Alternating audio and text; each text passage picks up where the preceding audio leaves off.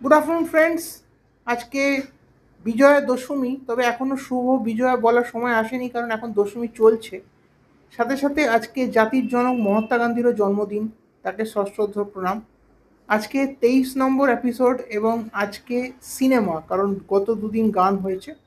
তো আজকে যে সিনেমাটা নিয়ে কথা বলবো সেটা হচ্ছে জানি দুশমন। 1979 সালে একটি ছবি জানি দুশমন, যেটিকে বলা হয় রাজকুমার কোহলির প্রথম মাল্টিস্টারার হরর সিনেমা। এবং যারা এই সিনেমাটা দেখেছেন তারা জানেন যে সঞ্জীব কুমার এবং অমরিশ পুরী বদল বদল করে সেই ঘোস্টলি অ্যাপিয়ারেন্সে আসছেন, এবং একটা কি সুন্দর কস্টিউম তার মানে তাকে দেয়া হয়েছিল। এবং সেই ছবিটাতে আরেকটা প্লাস পয়েন্ট ছিল যে সেই ছবিতে অনেকগুলো সুন্দর সুন্দর গান ছিল। কিন্তু এই ছবিটা একটা অভূতপূর্ব ঘটনা সৃষ্টি করেছিল, কারণ এই ছবিটা যে ছোট ছোট শহরে রিলিজ করেছিল।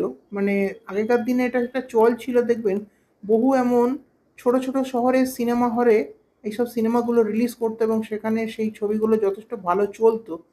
কিন্তু সেখানে তার একটা বিভীষিকাময় পরিণতি দেখা যায়। পরিণতিটা কি? যে সেই ছবিটা দেখার পর অনেক মানুষই তার মেয়েকে আর লাল জোড়ায় বিয়ে করাতে রাজি হননি। অনেকে দেখা গেছে যে অরেঞ্জ কালারের জোড়া বা হলুদ জোড়াতে মেয়েকে বিদায় করে দিয়েছেন, কিন্তু অন্তত 1 থেকে 2 বছর যাদের সেই সময় বিয়ে হয় তারা কেউ লাল জোড়া পরতে রাজি হননি।